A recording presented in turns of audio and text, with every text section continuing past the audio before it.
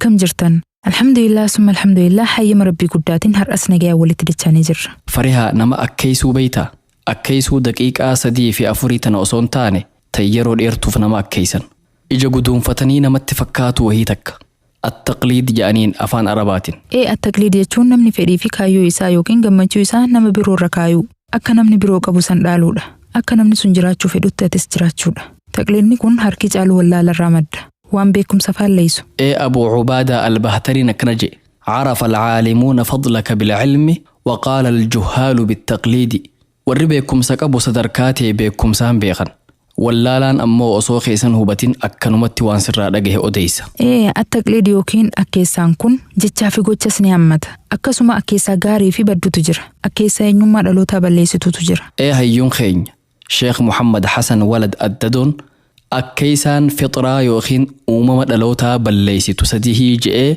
قبط إيسادان تكخاسي ميدق يفتو تخينيان هاقين تولي توكو أبو تافي أكاكيلي أكيسان تنغارم من قبدو نبي نوح الراكاسي هنگ نبي محمد عليه السلام ورر قمتو ربي كجيب سيدون إسان كان إسان كراكن الرتي هذا فبا كينيا غر نولين إساني تير أن جتشون جلين الرتي هفن رقان قدان إسان قبان كانوم إرقامان هندي حال جتشو دندينيون أكيسا فكتو تنا أمت الترقامي رادا جهجر توني أكيسا وما بليستو لما فان هقنا أكيسودا هقنا دين يوخين خدنياتي ساتو بيكم سامالي أكيسون جبامادا marii fi ragaa gahaa malee hogganaan gariin sodaachisee bulcha. Inni carraa hannuu dhabuus haqa barbaadanii irratti cichuun dirqama. Hogganaa garii hoggaa inni baaxil dubbate yookiin hoggaa dubbii adda namaaf hin baanee fi namaafis hin galle dubbate nama deeggaree taa'ee harka dha'uu garra. Akkanumatti akkeessan malee hubannoon hin jirtu. Jechi inni dubbatu gariin hiikaa hin qabdu. Haasawa aqlii shari'aa fi fixraan hin fudhanne haasawa. Hogganoota akkanaa hordofuun akkeessuun fixraa yookiin uumama balleessuudha. Sadii namoota bebbeekamoo akkeessaan tunis hin faarfamtu.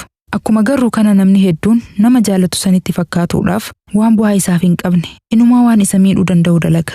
Fakkeenyaaf uffata dargaggeessi gariin jaalatu kana laali. Bareedina hin qabu, laafaallee miti. Hawaasa keessattis hagas maran beekamu. Kaayyoon uffata kana bitaniif nama beekamaa sanitti fakkaatuuf qofa. Akkasuma aadaa tamboo xuuxuu tanaas fudhatuu dandeenya. Fakkeenyaaf sijaaraan fayyaa qaama namaatiif bu'aan qabdu. Dhamdhamni siin mi'aawu, aarri siin urgaa'u, qorichaa sii miti. Bu'aa takka hin qabdu. Namni waan tana eegale jalqaba osoo nama beekamaa yookiin nama jaalatu akkeessuu guyyaa tokkoo fi lama osuma akkeessuu aadaa itti taatee qabata. Qabsoo jabduudhaan yoo taate malee aadaa akkanaa dhiisuun hin danda'amtu. Kunis akkeessaa fixraa yookiin uumama balleessuuti. Eegaa wanni keessatti nama akkeessan wanni namarraa dhaalan ilmiidha. Ibaadaadha. Akkasi mee egaa hangana jenne kallattumaan sagantaa teenyatti haaseenu. Tole harri guyyaan jimaa dalawwal 25 bara 1444 akka lakkoofsa jiraatti. Diiseembara 19 bara 2022 akka lakkoofsa miilaadii.